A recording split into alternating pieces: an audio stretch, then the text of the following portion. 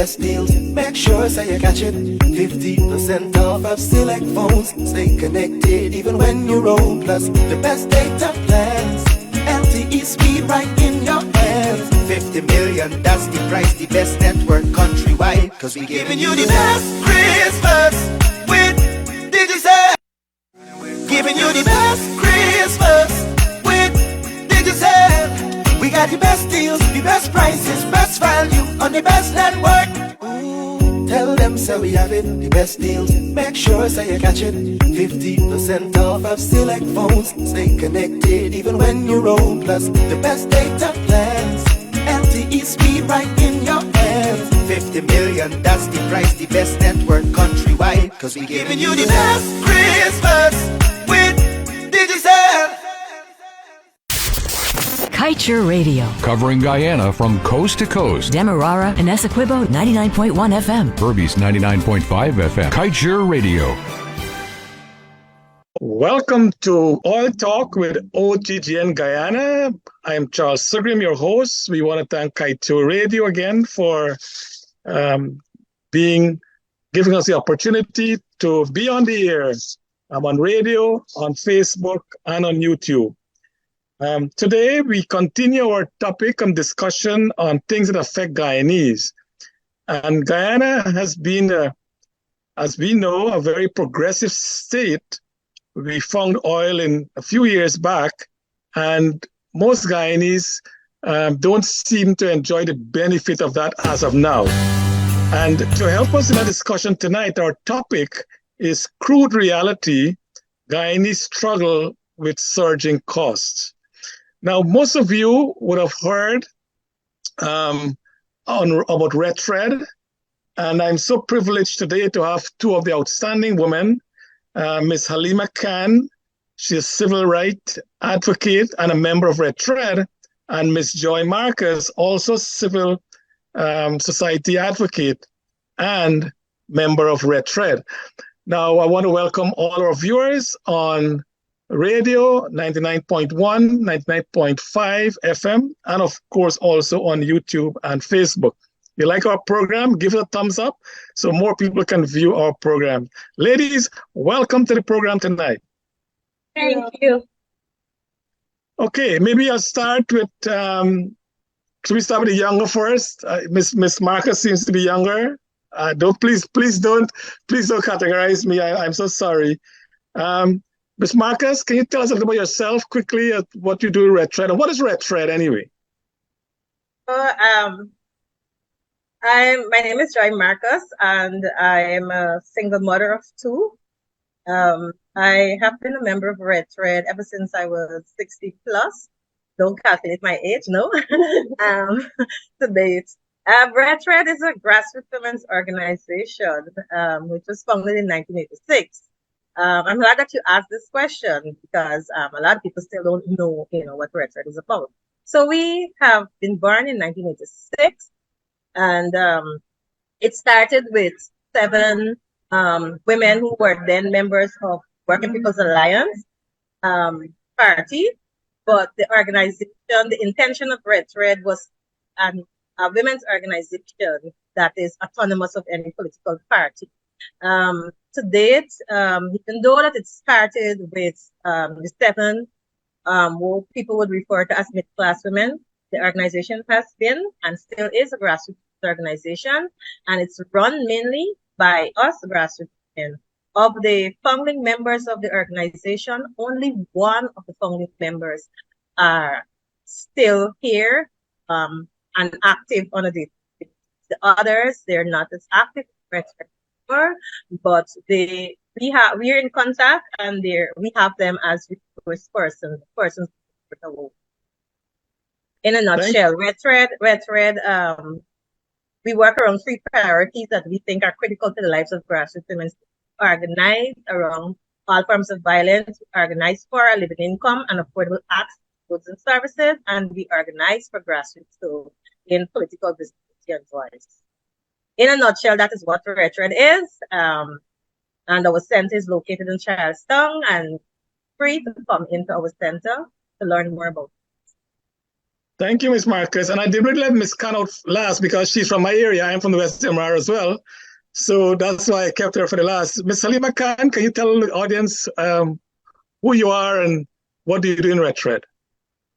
Oh, my name is Halima Khan.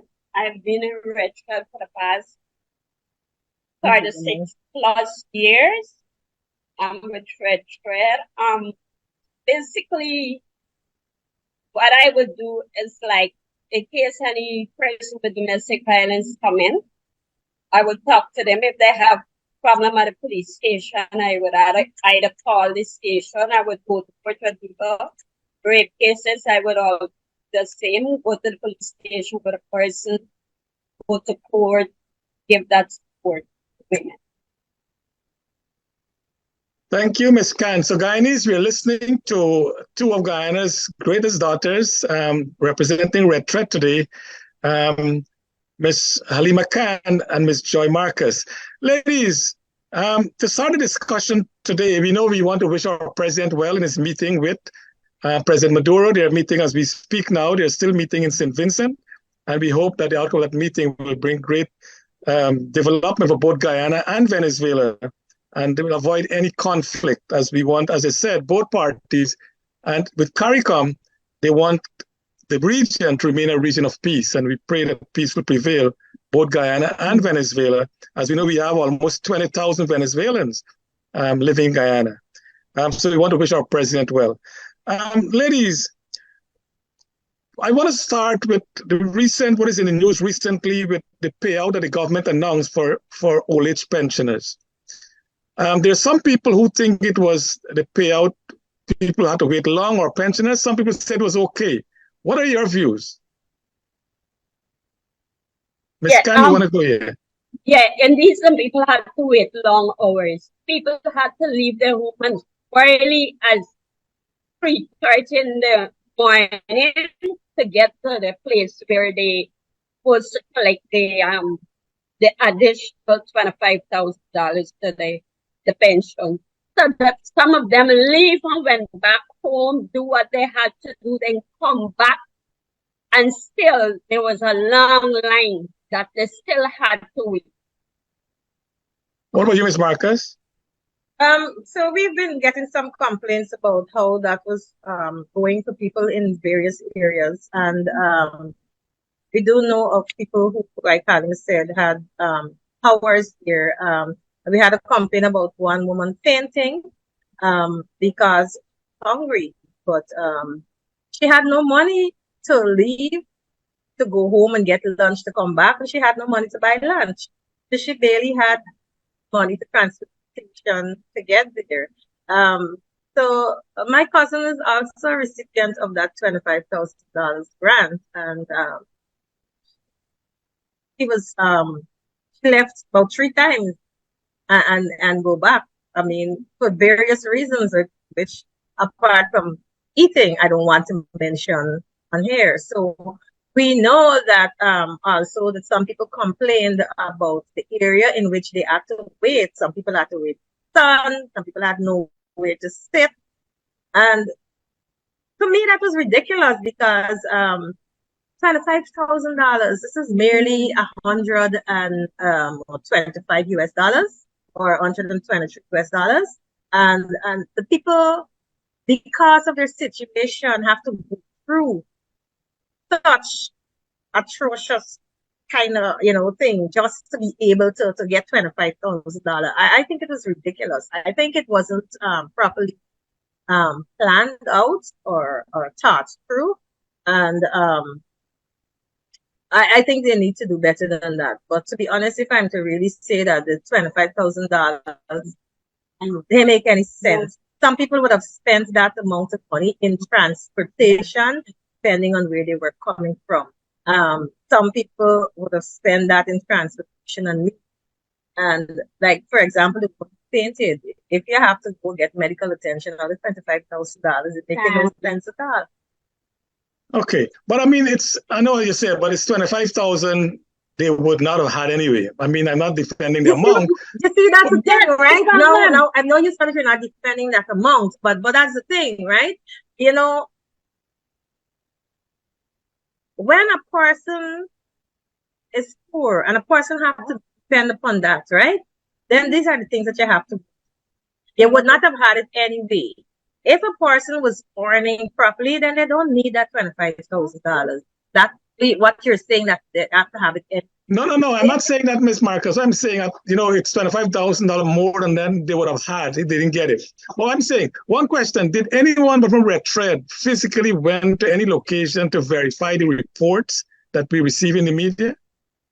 So yes, I'm not going to call names of areas, but we've been to some of the area. And I should say that we also have member of Red Thread, pensioner, and would have called in on the areas that they would have been to.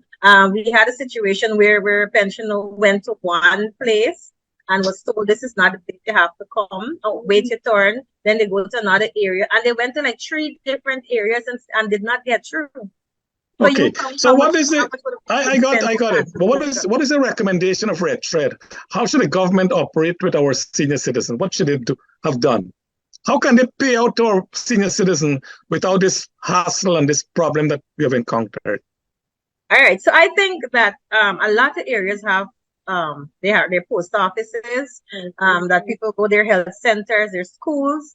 I think that rather than people coming from different communities to come to one place, then you should go into different communities at those health centers, community centers, schools, and make it easier for the people. Also, I don't think that a 1 day or a 2 day is enough to do that, because you got to look at the time. It's time consuming for the persons who, it's not only stressful for the person who are receiving, but it's stressful for the persons who are working and have to deal with that crowd. When people get frustrated, then they behave bad. When people get hungry, they might behave bad, they would lash out.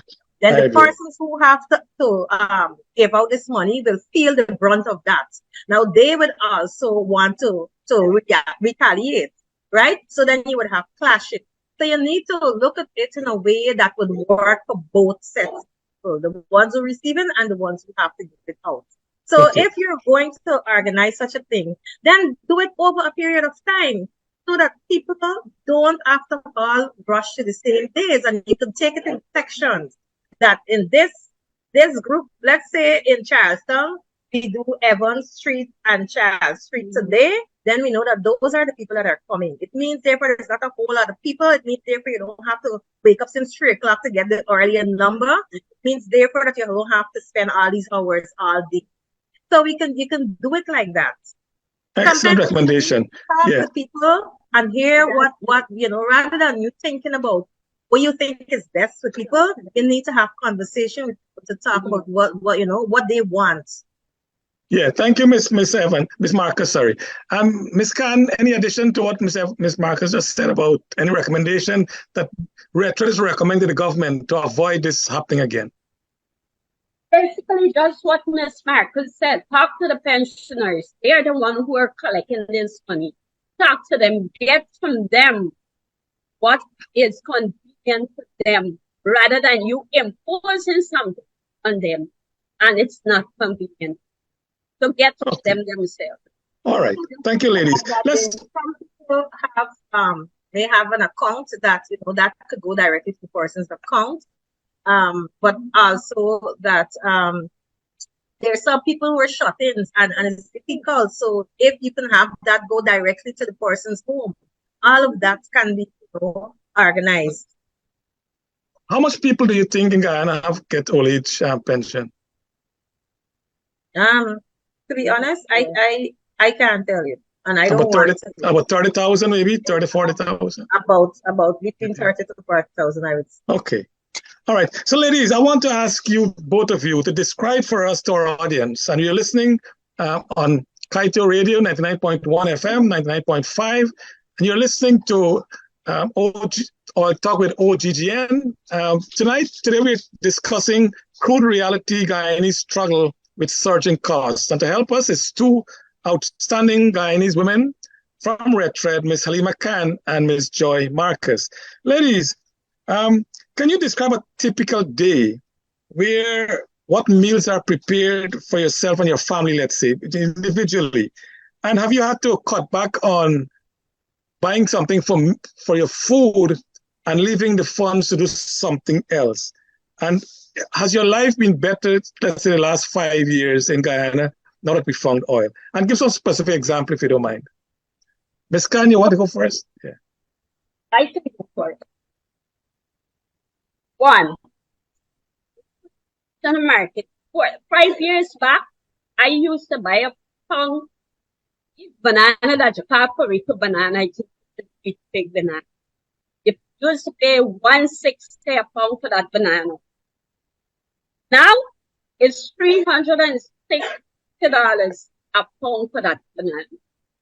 So when you see those banana, you gotta touch your eye. Mangoes to get the mangoes, 5,000, 7 for $2,000. Imagine mango. Before you could get a $200 mango, not now. You can even pay $100, you can even beg your neighbor for a mango. But people would prefer to sell the mango to get 5 years back, $200 borrow for the cook for myself and my family. Now, $100 for is so much. If you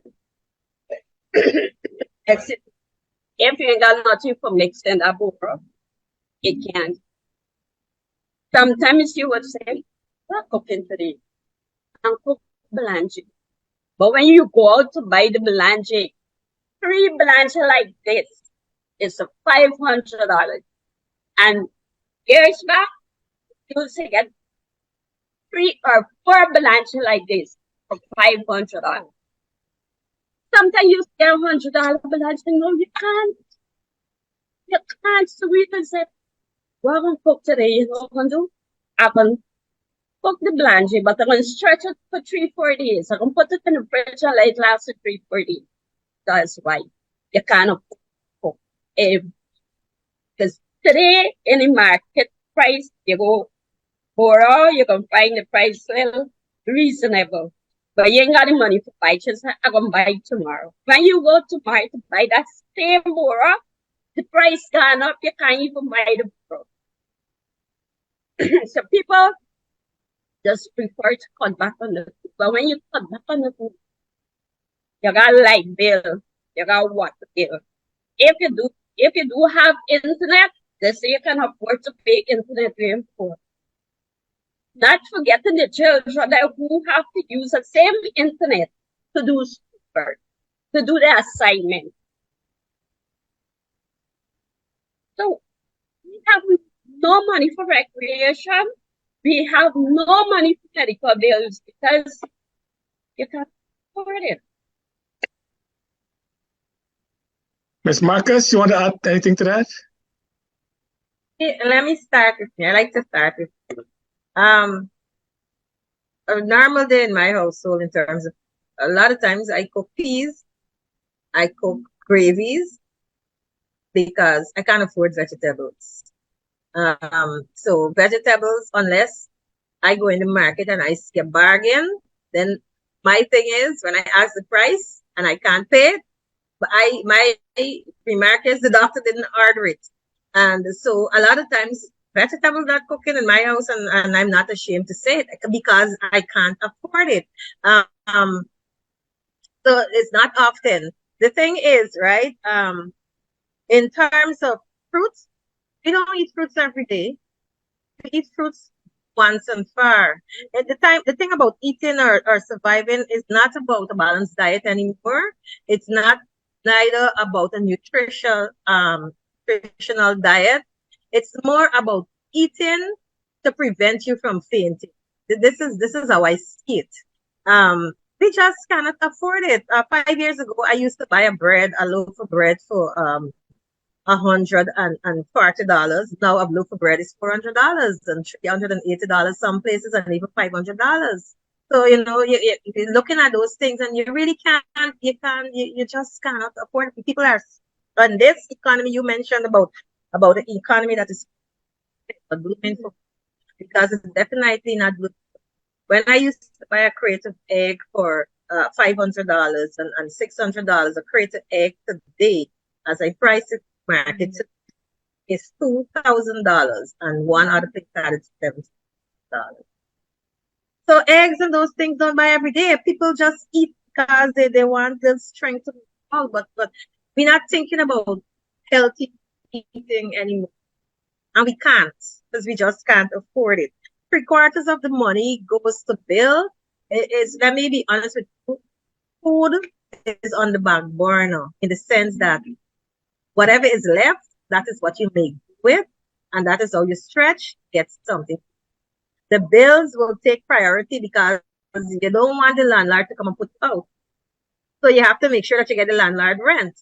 You have to get the electricity because the children got to get able to do their homework and so on. So you will pay the electricity over buying.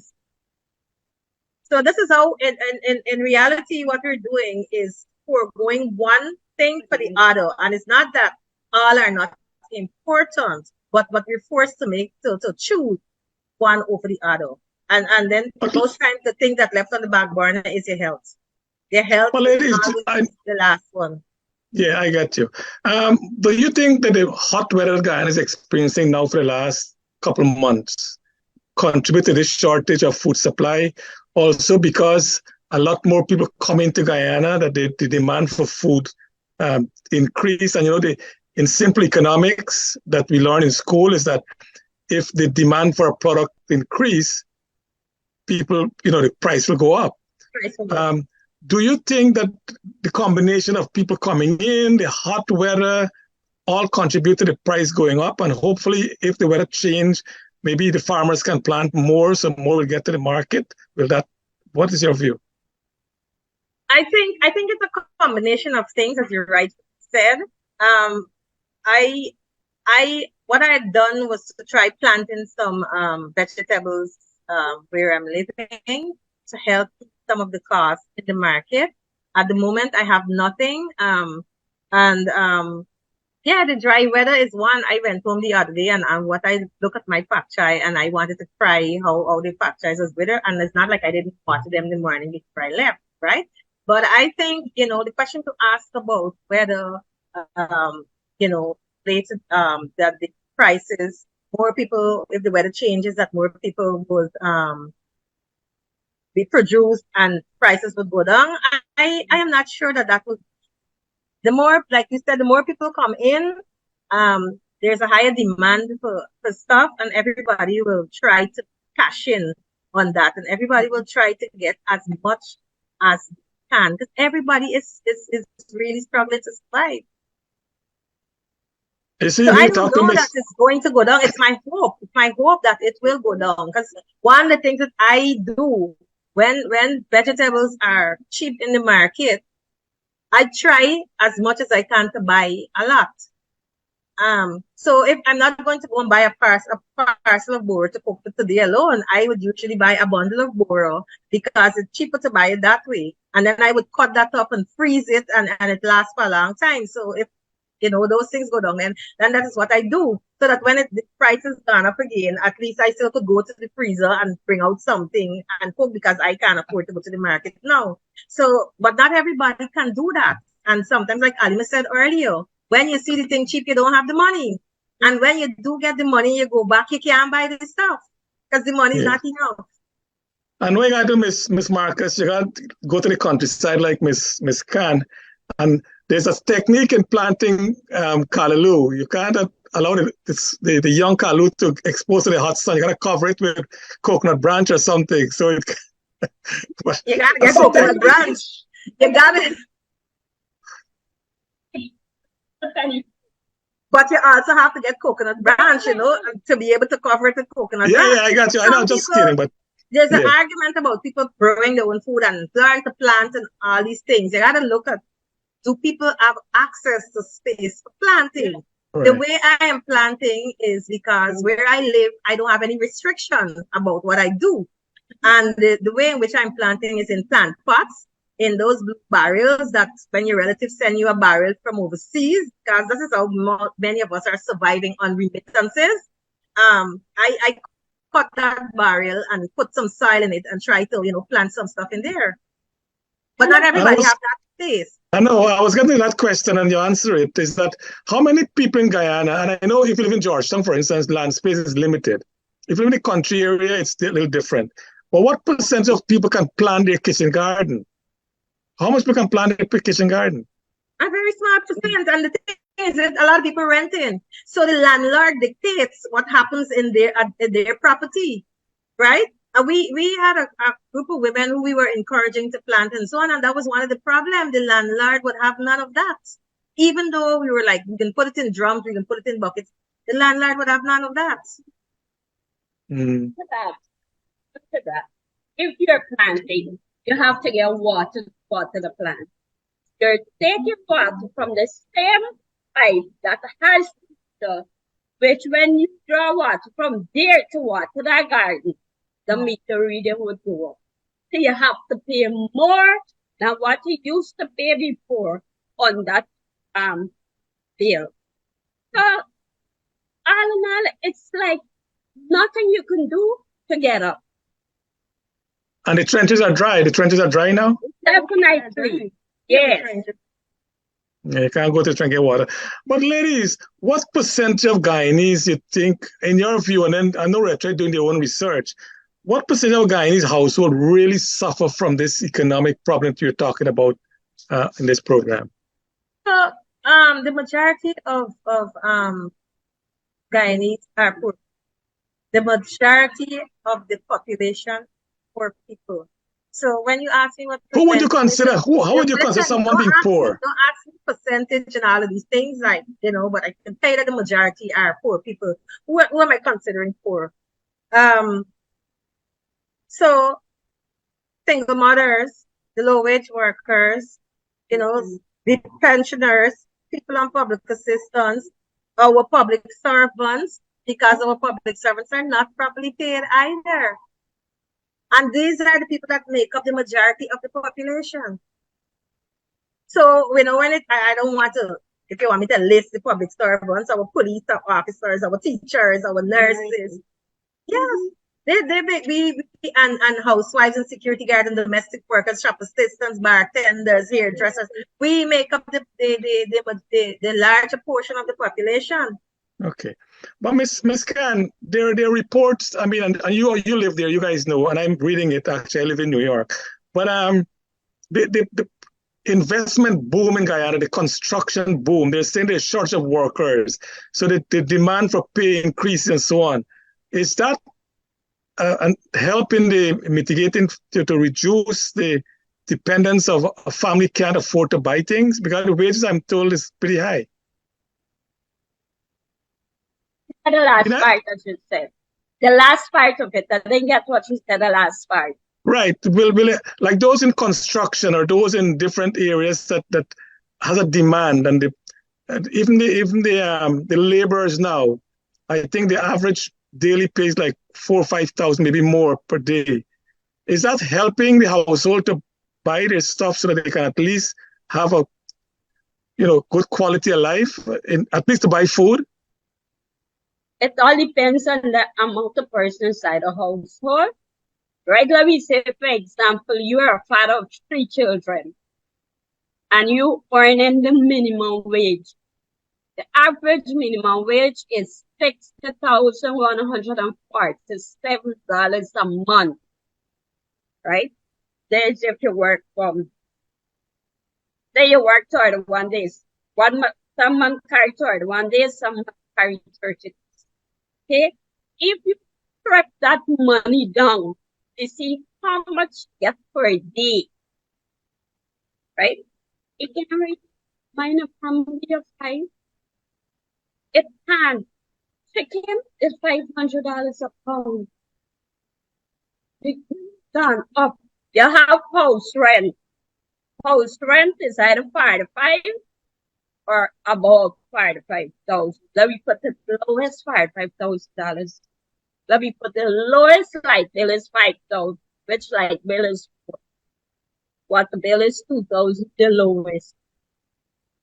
We left for 3. Nothing. Okay. Today you mentioned 5,000. I know you asked Alim the question, but I just want to jump in here a bit. See, you mentioned that the laborers are getting 5,000, and you make this 5,000 sound like big money. 5,000, is no kind of money to talk about. First of all, you need to think about where this labor is coming from to go to this work site. How much of that $5,000 a day going back into transportation, and they still have to take out for the family. It's not much. So we have all this construction going up, but the smaller man really getting a pittance. It's not the smaller man getting the benefit, reaping the what we would call the agony money. So it is helping in a little way, but it's not enough. And this is the plight of poor people, that we're living in a situation where we're crunching to survive, and these little bits, we supposed to be grateful and thankful for it. And it's like, if it's is 5,000, it's something like if it's 500,000 or $5 million, it is not. In some family, 5,000 can't even feed the family for the day. If you're going to talk about giving your family a nutritional diet, it cannot. I got you. No, in addition to that, I'm saying that in addition to all this problem you're having with cost of living, and then your light bill, as Ms. Khan said, is minimum like $2,000, something $3,000 a month, and then the blackout come in. That's so frustrating that it makes you really crazy. So sometimes I wonder, how does really Guyanese exist, that you have low wages, you're struggling to make ends meet, send children to school, whatever you have to do, then you're watching a program on television, bam, there's blackout. You can't even watch a program. The other thing is, how many people have air conditioned? With the cost of electricity now and the heat going on there, how do really people sleep at night? I mean, what do you do? Open your doors, open your windows? Then what happened? So let me tell you what I do. So you fan with a piece of cardboard. You have those fans that selling in the Chinese store that you go, but by the time you use it a couple of times, it's stuff and you gotta go and get another one. One of the things that I find, for me, I find it useful, and I don't even know if it's just my head thinking that yes, it's helping. That what I do is, those empty plastic water bottles and empty plastic beverage soda bottles and so on, I put them with water and freeze them. And then in the night, I put them around in the room. And then you turn on the fan, and the fan is blowing. So you get that kind of little cooler. That's my AC. I can't afford AC. When you mentioned AC, I was like, I can't afford AC, because then if I have AC, then I have to talk about electricity. At the moment, I have prepaid meter. And every 7 to 9 days, I have to put $4,000 in that meter. You tell me, and we don't be home in the day. We're only home in the night and during like weekend, right? So if I'm paying that, you tell me, if I put in AC, what will happen? So that is how I did my own kind of AC. So one night it was so much that even though I had those bottles, what I did was also get buckets of water and just rest them down parts of it. It's my thinking, well, maybe, it's gonna help cool the room somewhere or the other. But the heat is terrible, and people are most miserable. It's really hard. And that's very creative. Come up with all kind of things to try to survive, and that's what poor people do. Even with eating, with living, everything, we always have to be strategizing. How is it we're going to survive? How are we gonna make? And that's why we have so many people are depressed, because you're stressing, you're worrying, you're thinking, and people don't see that as work. But worrying is a lot of work. It takes a lot of energy out of you. By the time you finish worrying about what am I going to do for my children, your energy gone. You're dragging yourself around now because you're so bogged down into all these, beaten down is the word I want to use, into worrying. That is work in itself that is not even recognized. And that is why people got so much stress, high blood pressure, and all this, because you're stressing too much. Poor people are forced to live from day to day. We can't think, we don't have the chance to think about the long term. We may have dreams and aspirations and wishes, But we have to think about today, and then when tomorrow, which we think about tomorrow. And that is why I just want to bring this in because I think that we need the $25,000 grant that you mentioned earlier. And I'm going to also add to that the $40,000 because we care grant, that people look forward to those things and depend on them. But if they look at it in reality, it makes no sense, in the sense that I would not have to depend on that $40,000 because we care grant if certain things are put in place. And when I say that, I mean, for example, we hear women talking about, oh God, I wish I had children. I should have made more children. Why are they saying that? Because they're counting. If I had 5 children, I would have had 5 times 40. But how much is 5 times 40? And can 5 times 40 maintain 5 children over a year, to send a child to school over a year? But they can't think down that line because we only have to think about what it can do for us now. Yeah, I got you.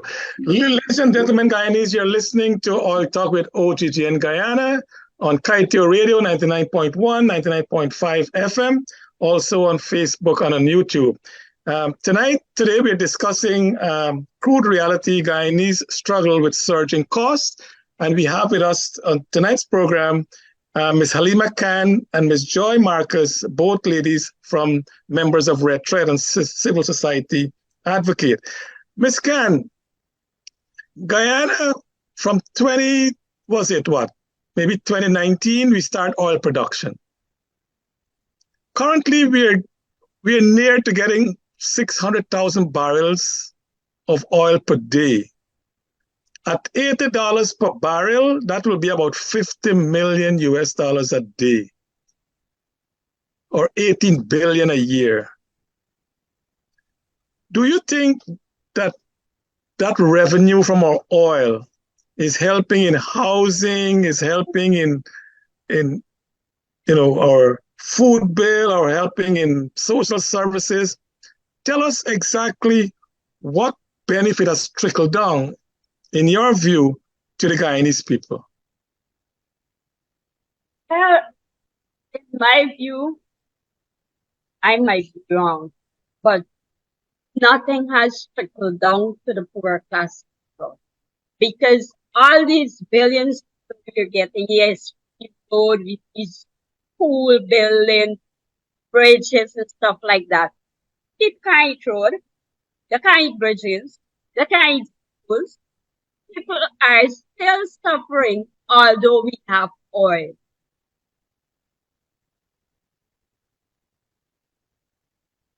The country have oil. The country have oil. Now we, the country. Ms. Marcus? I agree with Halima.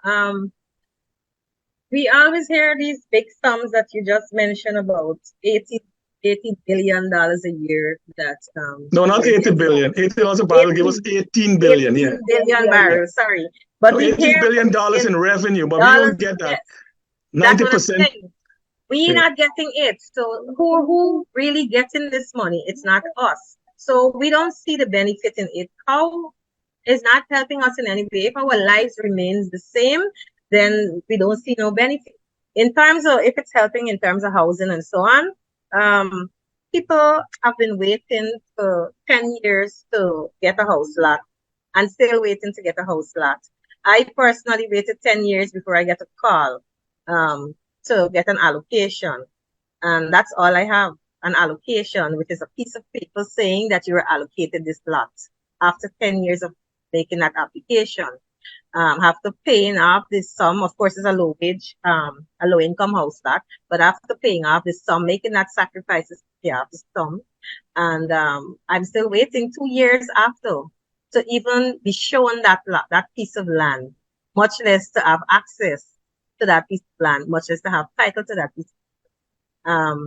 So I don't understand. We talk about this country and the women and people talk about development, but development for whom? If my life remains the same, then I don't see where the development, who's benefiting from the development. And this is not just about me. It is not just about Halima. This is the reality of our people, that our housing situation is still the same.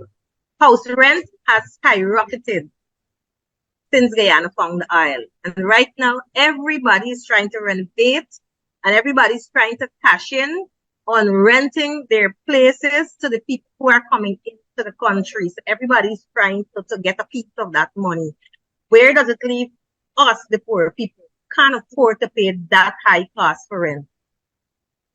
So it is not leaving us anywhere. It's worse for us.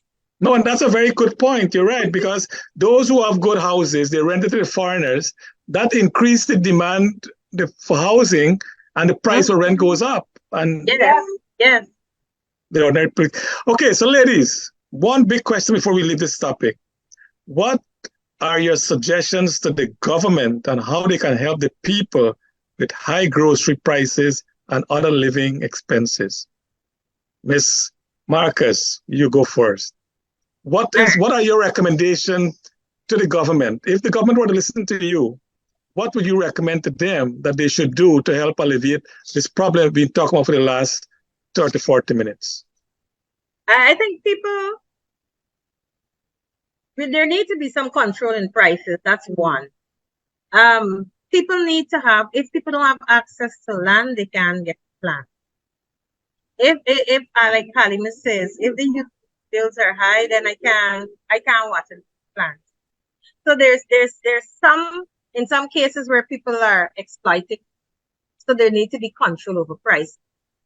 People need to have access to land so that they can plant.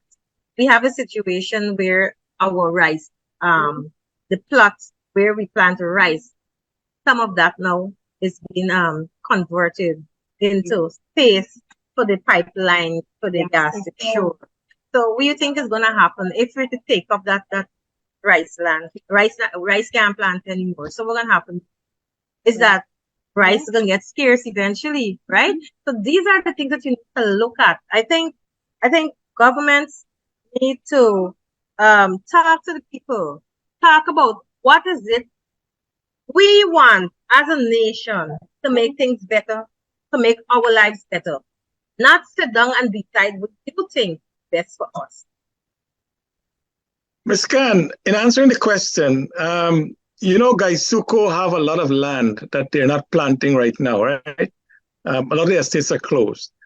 Do you think that it might be a good recommendation for the government to offer small plots of land to any household who want to go out there and plant their crop? In addition to that, they must also have some guarantee, maybe through GMC, the Ghana Marketing Corporation, that they will buy the excess product from the farmers so they don't, it will not go in vain. Because as you know, again, we come back to demand and supply. If supply increase, the price goes down. So the farmer will plant and then the price went right down because there's so much in the market. Shouldn't there be something the government should put in place? One, give any household who wants some land to plant, there is land available to come and plant. And secondly, when they plant it, they must be guaranteed a certain price for their product, so at least they will keep planting and don't stop. Is those cane still available for people to plant? Because those cane fields, some of them that I knew, they're all given out to house lots, right? So the thing is, there are other lands that people can get. But instead of you giving it to foreign investors, you give it to the Guyanese people so that they can do the same thing that the foreigners coming in. Because you would find to have 3-4 house lots. What they do? They can afford to build a house and rent it out. And the poor man is not getting it. As well, and in terms of what you talk about, rice, it comes back to access. And the thing is, it's who have privilege to have access. And that is the problem. Don't have that privilege, and that is what we want. If we have access to land, we're going to plant. If people have access to land, the hassle that people go through to get access to land, and you would find that some people come behind you because they have money. and they get this land faster than you. And that is a big problem that we have in this country. And I'm going back to what Nicole said, that the government should consult the people. Have meeting in various communities. Now you have this meeting, and you have this place where people can't come because people ain't got money to come. Where you have the meeting. Have meeting in the community. Talk to the people. Tell the people what you're doing. Let the people know what you're doing. Get suggestions from the people so that their voice can be heard, not only yours. You know why we have a lot of squatting? Because people can't have access. And so what people do out of desperation is squat. And then what happens when you squat? They destroy your stuff, and you're left on the road. But if people have access, you wouldn't have that problem. Right. My recommendation was that even I spent some time in England, right? And even in England, with 50-odd million people, almost every community in England, the government has a reserve set aside for farming. So people within the community, if they want to go farming, get a piece of land there, and they go and plant, and they only can farm in the summer, right? But people still go out and do it. In Guyana, we can farm the year round, but I think the government really have to, as Ms. Khan said, meet the people in the community and find out exactly what they want. But what I see happening many times is when the government comes in the community, the supporters of the government is in the front bench, and they're asked the question, and the guys at the back are not allowed to ask any questions. So they it's kind of waste time sometimes, but that's my view. Right? Yeah, a lot of people don't get to voice their opinion. They're not given that opportunity to voice their opinion. And Ms. Khan said that one of the sometimes places in which things are being held, it's deliberate because it only could reach a certain amount, certain set or certain kind of people. So other people can't reach there, much less to be able to be able to voice their concern. All right, I want to get into a different area because. Can I say something before you? Yes, go on, Ms. Khan. Yeah, sure. If you're in this community, you have 50 supporters from wherever that belongs to you. You're controlling this. You have to hear from the others, not just yours. And if you only hear from yours, that is where the problem lies. Hear from everybody. Give everybody a chance to hear their voice. But Ms. Khan and Ms. Marcus, Guyana is still so polarized. I'm glad I'm talking to two different persons from two different ethnic groups, and Red Thread, you guys working well together. But if an election is called tomorrow, guess what? The majority of Indo-Guyanese go vote PUP. The majority of African Guyanese go vote PNC. And that's our problem. So we keep complaining, but we put in the same thing over and over, the two parties, and they're working, and these guys are working together. Don't be afraid of, don't be fooled by their rhetoric. They work very well together. We like to say to people, and that is why our organization, we work across race, right? And the thing that we say to people, the struggle is not just one race. Poor people is not just a particular race. It's all of us. Yeah. If we understand the power we have as a nation, and if we would work together, and if we understand that governments, and by government, I mean not just the party in power, I mean the opposition, I mean people in parliament, I mean the decision makers. If we understand that they are there to serve us, and if we truly understand and embrace that, then these people would not get the chance to do what they feel like doing or how they want to think. Because if we understand that they are accountable to us, then we can work together to stand up, together to put these people in their place, to say, no, nothing don't go. Because if all of us decide that we are not going to, or that we don't want nor you, then we wouldn't have you. We're the ones who go out there 3 o'clock in the morning, wait to get the line to place wherever we want to place, right? To put you in a position to serve us. But are you serving us? Are you really serving us?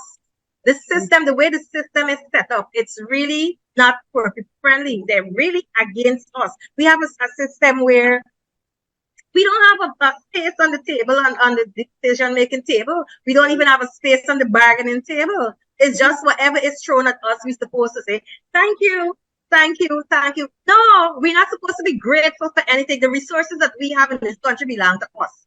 The money that is being spent is taxpayers' money. It's our money. So why should I be grateful because you decide to offer me a grant for 25,000 or a grant for 40,000 or you decide that you could offer me some other kind of handout. I don't want that. I don't want to live in that way where I have to depend on handout. I don't want my sister Halima or any other my sister have to depend on handout.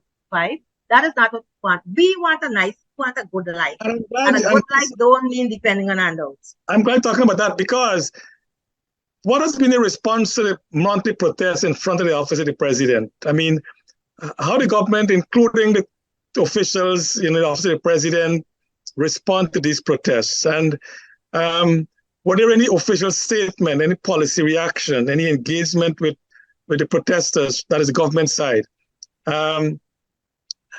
What the media did cover? The media covered the protests adequately. The extent and nature of the media coverage can influence public opinion. And we see Glenn Lal, the owner of Kaichur News, he been calling protests out, but the response has been really, really poor, in my opinion.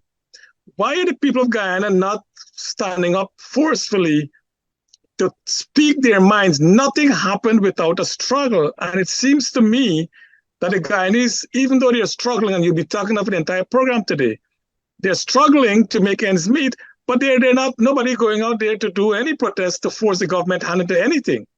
What are your views? All right, so let me start with the protest. The protest, there has not been any government official coming out to us to talk about or even to find out what are our concerns. We have been out there for more than a year every first Wednesday, and nobody came to us to ask, what is it you're protesting about? Of course, they would have gotten a report because the police would always be out there, and they will take down note of every placard, every banner. So I'm sure that they're getting reports and they know what we're out there protesting about, but nobody come to engage us.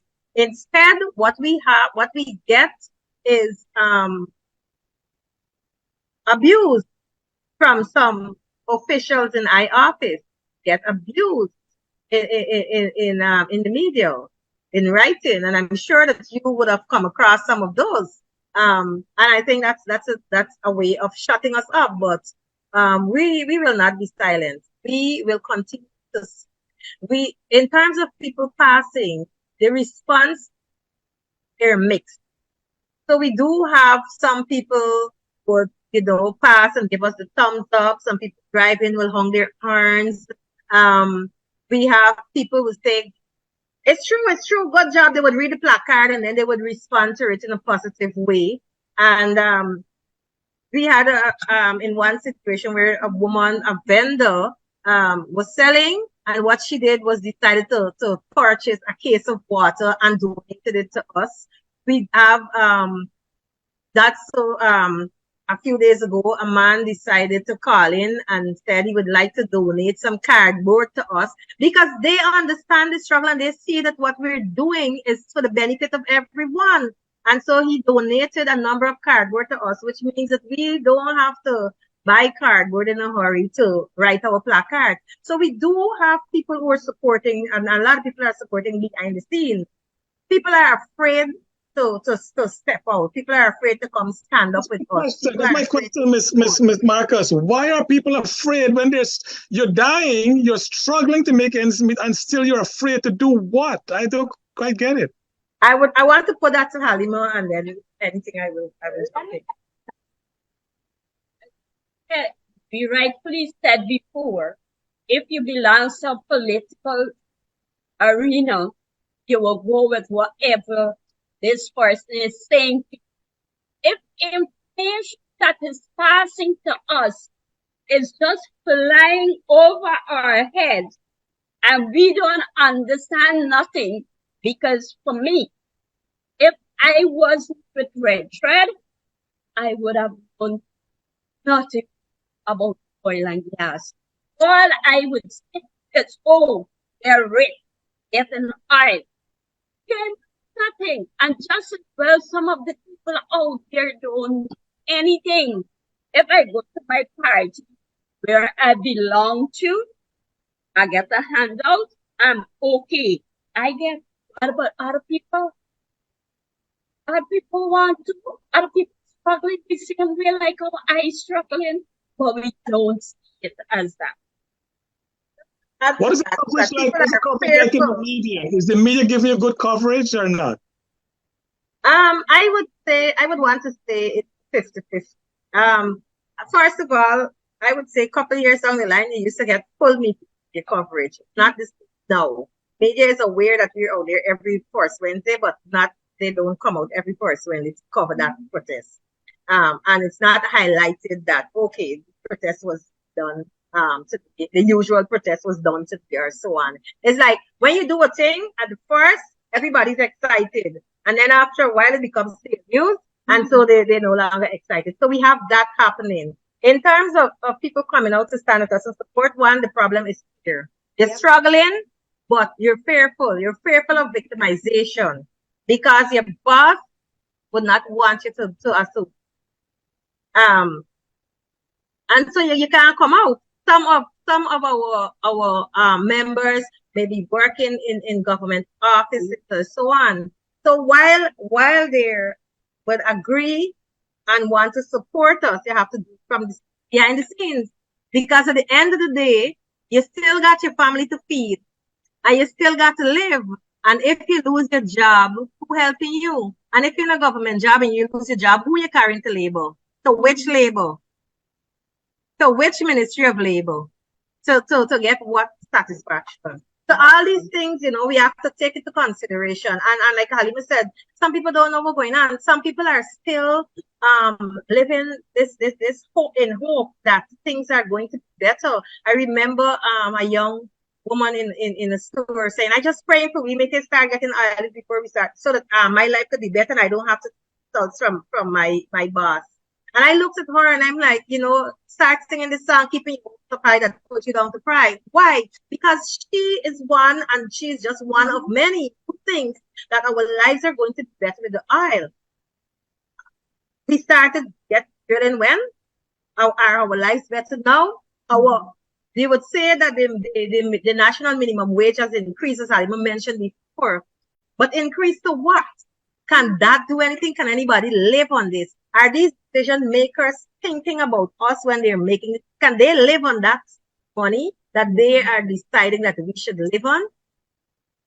People. Mr. Glenlal reporting yesterday, I believe that the monthly increase will buy 5 slices of pumpkin for the month.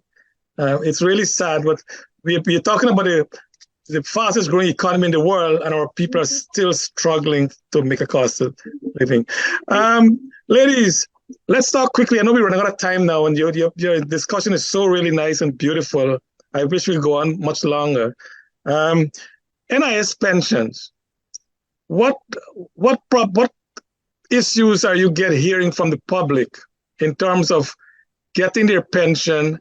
And there are some reports, as you know, in the papers recently, Mr. Christopher Ram had to fight a case for a gentleman who did not get his pension for many, many years. And I think the court made a really great ruling that NIS need to put their act together. So have you got a report of people having problem with pensions? Yes. Some people, when they go, they would hear that you don't have enough contribution. And one of the problems that we have, and we keep saying that NIS needs to do better, is that some employers, they would deduct that money for that contribution, but they don't pay it. For us, NIS needs to be more active in the sense that you have these people on record that are supposed to be making contributions. And if you see a lapse, they should have a system that if you see a lapse for 3 months, that you could check in, you could call that employer and hold that employer accountable as to this person has not made no contribution for 3 months. What is happening here? You would then know if that person is still with that employer or if that person has moved on. But that way, if you do that, you're holding the employers accountable. When you wait until a whole year pass and 2 years pass, and I am giving my contribution and saying that, well, yes, I'm going to, at the end of the day, I'm doing this because I'm going to get the benefit, and then to be told that the contribution weren't paid. That is not fair. So, well, it is negligence on the employer's behalf. It is negligence also on NIS behalf. So NIS is better for the people. And for self-employed, if you're self-employed, I think they need to do better in terms of the rates. Because honestly, a lot of people who are self-employed, some people are vendors. How much am I earning to be paying $11,000 a month as a self-employed? I can't afford that. So I think you need to deal with the rates in a different way that could accommodate everybody. Because at the end of the day, everybody would like to know that when they retire, that there's something that they can fall back on. But the rates are set by not by NIS, but by the actuaries who come in and they set the rates. So NIS themselves, I don't think they have any direct input into that. But you're right. But I mean, they're all working together. This is something that NIS could sit down with those who are setting the rates. I mean, and that is why you need not just when in your policy shape, people who dealing with the policies and setting the rates. So you need to get civil society involved. You need to get people on the ground, because people on the ground would be able to tell you the stark reality of what is happening, and therefore you wouldn't have to make assumptions. But if you get people involved, then things can run much better. Right. One recommendation. What do you think? I mean, we don't have no unemployment insurance in Guyana. So no. if you're working and you get dismissed or the downsized, you don't get no income. I mean, in developed world, you get an income. There's no disability insurance. I think NIS paid a small amount. Paid maternity leave. Is there paid maternity leave in Guyana as we speak today? Yes, we do. Yes. We do have paid maternity leave in Guyana. What about across the country, preschool, government-run preschool, before school start? Do we have that across Guyana? We don't have that. That's one of the things that we've been saying, that each government office should have a daycare center. We have been advocating for many years that if you have a breastfeeding mother, that mother should be able to breastfeed her child. If you have a center attached to your office, then that mother could take her breaks and go breastfeed her child. So that is one of the things that we've been advocating for many years. The other thing is, if you have such a system, then you would have better performance from me, because then I would not be worrying about my child, because I know that my child is right nearby, and I could look forward to my breaks to go check on my child and come back and do your work. You would get a lot more out of me if you would put those systems in place. Fellow Guyanese, you're listening to All Talk with OGGN Guyana on Kaitio Radio 99.1, 99.5 FM, and on YouTube and Facebook. Give us a thumbs up if you like our program, so more people can view our program. Share the program with others as well. Let them see what we're doing, because our task is to share information. And tonight on our program, we're talking about Crude Reality, Guyanese struggle with surging costs, and helping us with Ms. Halima Khan and Ms. Joy Marcus, both ladies from Red Thread, Guyana. Ladies, we're kind of coming to closing time now. I know we had a really nice discussion, but if you were to make a recommendation to the government, and let's say the president called the two of you and said, okay, you're Red Thread, you want things to get done. Tell us a couple things that the government should implement immediately to help alleviate our people from what they're going through now. What can the government do? You want to go first? All right. So for me, we want an economy that starts from the house. If you have an economy that starts from the household, I think that's what the things would be better for us. We want a living wage.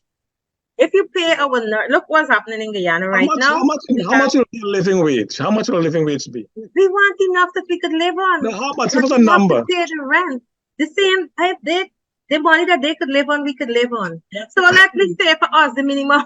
No, are you laughing at this, right? If you can't live on it, then why could I live on it? You understand what I'm saying? But just like how you could talk about a minimum wage of 60,000, we know that can work. So come on, bring our minimum wage up. We need to How get much will at that least, be? How at much least should the the wage minimum be? wage. For me, I think at least minimum wage should go up to 250,000 for minimum wage. But you take out a little rent and you can get something food, you can get something to pay a bill, and you can still get something that if I go to a Jarching hospital and they x-ray machine not working, because we know that that's the reality, I could go to another hospital and pay for it because I have something. I need to be able to have a vocation like others. I need to be able to do that. But if you start the economy from the household, going to help, because then you would know that when you talk about the billions, it's just a little pittance down to, and I think Halima would have broken it down to say that what goes on in a day for a pension is $33,000 a month. A government old age pension. That is $1,100 per day. What can $1,100 buy when a piece of pumpkin, which is less than a pound, which is less than 2 pounds, in fact, is $900 and $1,000. So those are the things you need to take into consideration. You need to control your they do control the prices. You need to give people access. Access. If you give me access to land and I have a living wage, then I could put a bill. And I wouldn't have to think about how much I'm paying for rent. I wouldn't have to hide when the landlord comes and tell my child to lie to the landlord that I am not a fool. But I'm teaching my children not to tell lies. But then I have to force them to tell a lie to the landlord. So I think government needs to meet the people on the ground to know what it is that we want, like what is it that are affecting us. Talk to us. We live in this life. We know what we want. We know what we're feeling. Talk to us. Have more dialogue with people. People are not going to always agree with you. That's one of the things. People are not going to always agree with you. No, everybody has different opinion. We're different in, but people are not going to always agree with you. But that don't mean that because I don't agree with you, that I am against you. And you have to stop behaving as though people are fighting you. A lot of times when you protest, it's because you see something is wrong and you're saying you need to pay attention to this. Instead of fighting us, work with us. Thank you, Ms. Marcus. Great recommendation. Ms. Khan, what recommendation would you have to the government? Because what she said, because if those same people who is doing this minimum wage and stuff like that, give them that amount of money to live on for a month and see if they can't even survive a day with that. Because when they go to bet their money more than $60,147 per month, right? But you have to reach the people at their level. Talk to them, as Miss Marcus said. Get from them what we need. You just don't sit down and make it like that. Can't work. I agree with you. My recommendation was a minimum wage of 40,000 as well. Recommendation. There's one other recommendation I want to make to the government, that the resources in Guyana belongs to us. And therefore, we, the Guyanese, should have a decision on how our resources are being used. What we have in Guyana, and this has been over the years, is a system where people come in and they just take from us, take from us, take from us, take from us. And then they leave us with nothing more than disaster, with mess, with destruction. And then we have to try to scramble to clean that up. If you look at our bauxite industry, if you look at our gold mining and what happened with the cyanide and so on, if you look at all this, and if you look at what's happening right now with Exxon, we are not benefiting from our own resources. We're saying Venezuela belongs to we because Maduro wants a piece of Venezuela. But Essequibo belongs to us because Maduro claiming Essequibo. But Essequibo belongs to we, Guyana belongs to we, the oil belongs to we, the gold, the bauxite, and everything belongs to we. Should benefit from our people are telling us we have to wrap up. So we want to thank both of you ladies for being here. We also want to remember our fallen heroes. I know one was cremated yesterday.